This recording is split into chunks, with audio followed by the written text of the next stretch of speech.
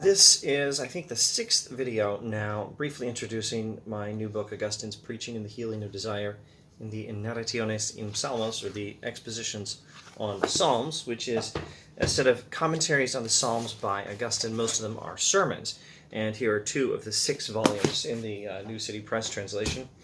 All right, so let's look at chapter 4 of my book on eschatology and desire. Eschatology, that's the study of last things or final things, sometimes oversimplified a bit as the study of the end times. So let me just look at the introduction to the chapter with you. That's the best move. A theology of happiness and well-being, the subject of chapter 3. Informed by a doctrine of the church, chapter 2, which is in turn informed by a doctrine of Christ, chapter 1, is incomplete without a perspective on the final result. These days we think of eschatology as the branch of Christian theology that considers the so-called end times, interpretations of the Antichrist, theories on when and how Christ will return, and so on.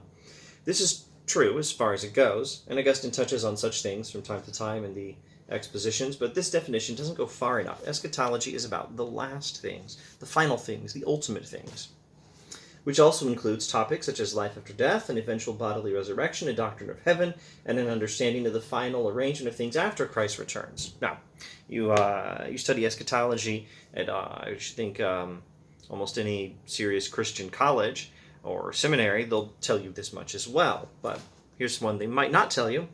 The most characteristic aspect of Augustinian eschatology in the Expositions is its intense focus on ultimate purpose, joining the twin concepts suggested by a word like the Greek telos, the Latin finis, and the English end, ultimate purpose and finality in time. Last things means ultimate purpose, as well as the things that come last chronologically.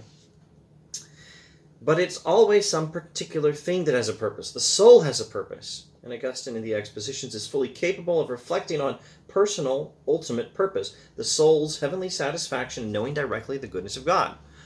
But, once again, while we're on our third level now of rethinking what is eschatology, the third level is not enough. It's not just the soul. Equally, or more importantly, there is another particular thing with a purpose, the community established by Jesus Christ, the church. Augustine's eschatological reflections in the Expositions are, above all, a meditation on the ultimate purpose of the church, and hence there is a good deal of overlap of ecclesiology and eschatology in the Enarrationes, the Expositions I consider in this chapter. There's also a good deal of overlap of eschatology and reflections on the good life. Eschatology is teleology.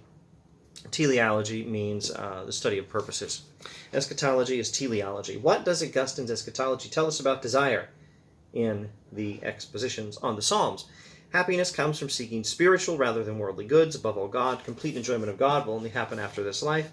Meanwhile, God orders our lives for the healing of our desires, and the church, living with the end in mind, should pray for the continual healing of its desires.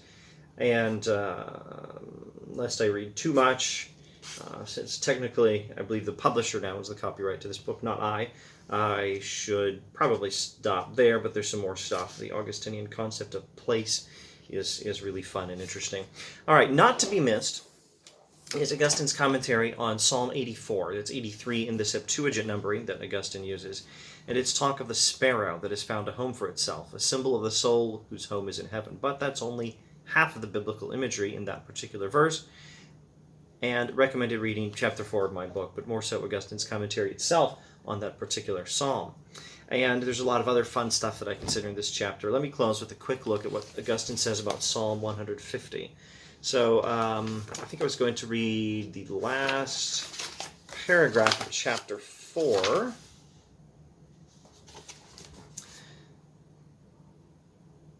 This commentary on the final psalm, Augustine's commentary on Psalm 150, is as remarkable as it is brief. It teaches the same things the Bible normally does teach. It teaches that higher things are more to be valued than lower, that earthly goods are not to be desired above God and neighbor. It also teaches that we ought to love one another, souls in the church, none of which must be reckoned either worthless or fleeting or ridiculous. The same old theology of desire from Augustine's other writings like De Natura Boni on the nature of good. Souls are great goods, but the greatest good is God. God has graciously given greatness to his saints while reserving to himself his own unlimited greatness. This sermon, the sermon on Psalm 150, teaches that the lives of the saints should harmonize and love one with another, the same old teaching on the unity of the church from the Expositions on the Psalms of Ascent, considered in an earlier chapter of this book. The sermon teaches the love of one another in and through the love of God, for the whole point of Psalm 150 is to reorient the maturing believer around the praise of God, the same old teaching from Augustine's Confessions on the love of God expressed in praise for God. This is the church's final activity in heaven.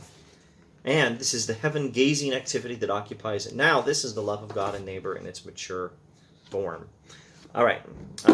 Well, the book is, recommended reading. Why else do I make a video like this? Well, also for other reasons, to just introduce the ideas even to those who may not have time or money to afford the book. I'm afraid academic books can be somewhat expensive sometimes. But also to recommend the original books, the Expositions on the Psalms.